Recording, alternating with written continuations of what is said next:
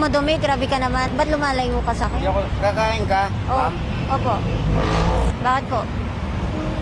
May, Wala po akong pera. di, ako. Kakain ikaw? Opo. Hala, bigyan mo na ako? Kung kakain ka, kain. O, hingi ka na lang sa pao. Ano yan?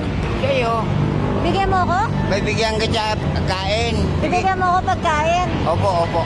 Sige po. Akin to? Opo. Sige, kain ka na. Samahan mo muna ako. Hindi na, kasi solo flight ako. Saan ka solo? Solo flight nga eh. Wala, hindi ako pwedeng may kasama. Bakit? Kaibigan lang eh. Hindi na, kumain ka na lang. Kain mo na ako. Tropa-tropa. Ay, solo flight nga ako. Pwede naman dalawa flight. Kain lang eh. Wala. Ay, kumain ka na. Hindi ka na sa Bauki. Bakit? Saan ka pa pupunta? Siyempre, may patutunguhan ako. Saan? Doon sa destinasyon. Oh? Korea. Saan? Korea? Oo. Ako Japan. Saan pamilya mo? Gagawa pa lang ng pamilya. Oh? Oo. Kaya nga, pupunta ako ng Korea. Sa Korea ka ba gagawa? Opo. Oh. Para magkaroon ako ng pamilya. Kumain ka. Halika na, libre kita. Libre kita. Binigyan ka sa champo. Ako pala libre mo. Wala, ba't ka galit? Hindi, ayaw. Kumain Gulay. na kasi ako. Sa gulay? Ayaw mo na? Ayaw. Ba't mo ko binigyan ng 10? Wala ka naman pala masyadong pera din. Pareho tayo. Para kumain ka.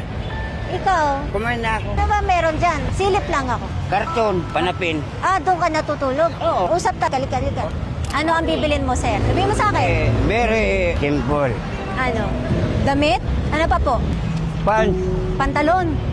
Bibili tayong pantalon. Ano pa po? Baka Halika, mabigla. shopping tayo. Ayaw ko. Bakit? Mabigay ka pera? Oo. Ako may pera ako. Ako may pera din. Binigyan mo ako 10. Oo. Halika na. Mamimili tayo ng gamit. Damit lang akin, tsaka... Tsaka gusto mo tutulugan? Hindi na. Dito lang naman ako natutulog eh. Kuna natin ng tutulugan. Hindi na. Huwag na kasi. Ano lang. Pwede ko ba siya kunan ng tutulugan? Depende po kung may kamag-anak siya. May kamag-anak ka ba? Malayo pa po. Anong gusto mo? Sabihin mo sa akin, tulungan kita. Diyan siya nakatambay sa may kalsada na yan. Gusto ko tulungan si tatay. Gusto ko siya bigyan sana ng pera. Kasi nakita ko, ilan lang yung barya niya. Sobrang natouch ako kasi wala nga siyang tirahan. Dala lang daw niya karton, dun siya natutulog. Ngayon, gusto ko siyang bigyan. Kausap siya ngayon ng team namin. Ang problema daw, pag binigyan ng pera, uutuin daw siya ng mga tao. I think meron siyang problema din sa pag-iisip. Kanina hindi talaga ako takot sa kanya kasi hindi naman siya nananakit o ano. Pinapaalala pa rin yung kumain. Grabe. Ayaw niyo ho ng ano? Hanapan mo namin kayo ng matitirhan? Okay na po ako. Yung ganyan ako. Malaya ako. Ilang taon na ho kayo natutulog dito sa kalsada? Wala pa nung 2020. 2020? Pandemic? Oo. Ano ho nangyari? May trabaho kayo dati? Meron pa ako trabaho eh. Nawala yung gamit ko. Ano ho ba trabaho niyo dati? Maton po. Sa construction? Opo. Natigil ho kayo. Tigil kasi nawala. Nakaw eh. Nabigla ako kasi humihingi ako sa iba at bigla na lang siyang lumapit sa akin. Tinanong niya kung kumain na ba ako at bigla na lang niya ako inabutan ng 10 piso. Kahit 15 lang ang pera niya. Pambili ng sabaw. Maganda ang puso niya. He just needs help. Mabait siya. Kailangan ko siyang tulungan.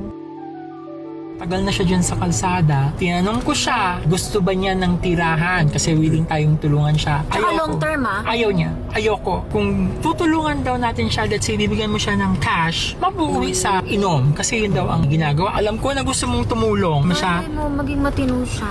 Tinanong natin siya eh. I know he has a good heart. He has a good heart. Gusto ko siyang tulungan. If it means na for the rest of his life, kailangan natin siyang bahayin at bigyan ng pagkain, tulong, lahat, I'm willing. Basta maging maayos yung kalagayan niya. Taga-albay si tatay. Kung sino po ang kamag-anak niya, please message this person on Instagram. Tulungan po natin siya. I need your help kasi hindi ko kayang mag-isa.